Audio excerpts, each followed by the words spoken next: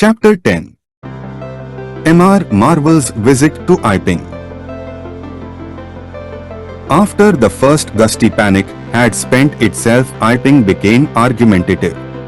Skepticism suddenly reared its head, rather nervous skepticism, not at all assured of its back, but skepticism nevertheless. It is so much easier not to believe in an invisible man, and those who had actually seen him dissolve into air or felt the strength of his arm could be counted on the fingers of two hands.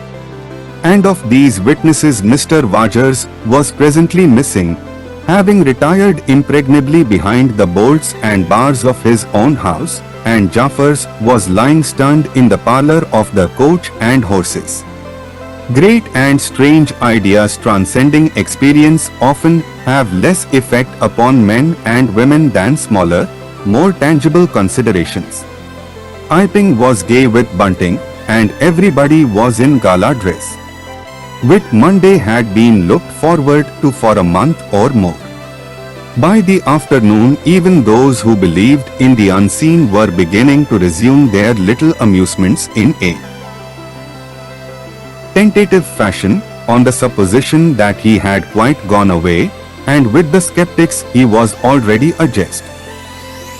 But people, skeptics and believers alike, were remarkably sociable all that day. Caseman's meadow was gay with a tent, in which Mrs. Bunting and other ladies were preparing tea, while, without, the Sunday school children ran races and played games under the noisy guidance of the curate and the Misses Cuss and Sackbut. No doubt there was a slight uneasiness in the air, but people for the most part had the sense to conceal whatever imaginative qualms they experienced. On the village green an inclined strong rope, down which, clinging the while to a policeman's handle, one could be hurled violently against a sack at the other end, came in for considerable favour among the adolescents, as also did the swings and the coconut shies.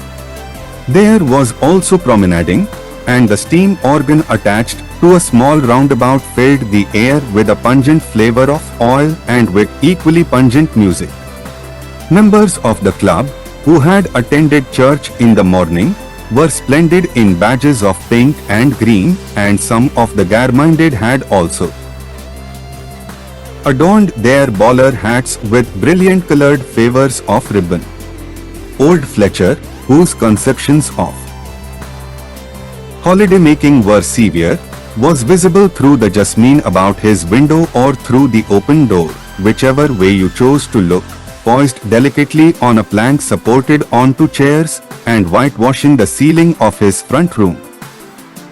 About 4 o'clock a stranger entered the village from the direction of the Downs.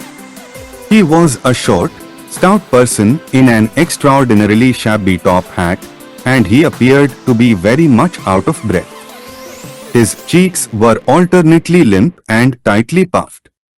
His mottled face was apprehensive, and he moved with a sort of reluctant alacrity. He turned the corner of the church and directed his way to the Coach and Horses. Among others, old Fletcher remembers seeing him, and indeed the old gentleman was so struck by his peculiar agitation that he inadvertently allowed a quantity of whitewash to run down the brush into the sleeve of his coat while regarding him. This stranger, to the perceptions of the proprietor of the Coconut Shy, appeared to be talking to himself, and Mr. Huxter remarked the same thing.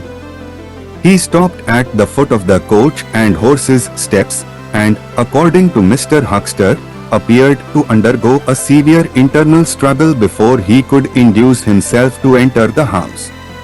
Finally he marched up the steps, and was seen by Mr. Huxter to turn to the left and open the door of the parlour. Mr. Huxter heard voices from within the room and from the bar apprising the man of his error. "That room's private," said Hall, and the stranger shut the door clumsily and went into the bar. In the course of a few minutes he reappeared, wiping his lips with the back of his hand with an air of quiet satisfaction that somehow impressed Mr. Huckster as assumed. He stood looking about him for some moments, and then Mr. Huckster saw him walk in an oddly furtive manner towards the gates of the yard, upon which the parlor window opened. The stranger, after some hesitation, leant against one of the gate posts, produced a short clay pipe, and prepared to fill it. His fingers trembled while doing so. He lit it clumsily, and folding his arms began to smoke in a languid attitude, an attitude which his occasional glances up the yard altogether belied. All this Mr. Huckster saw over the canisters of the tobacco window, and the singularity of the man's behavior prompted him to maintain his observation. Presently the stranger stood up abruptly and put his pipe in his pocket. Then he vanished into the yard. Forthwith Mr. Huckster, conceiving he was witness of some petty larceny, leapt round his counter and ran out into the road to intercept the thief. As he did so, Mr. Marvel reappeared, his hat askew, a big bundle in a blue tablecloth in one hand, and 3 books tied together, as it proved afterwards, with the vicar's braces, in the other. Directly he saw Huckster he gave a sort of gasp, and turning sharply to the left, began to run. "Stop, thief!" cried Huckster, and set off after him. Mr. Huckster's sensations were vivid but brief.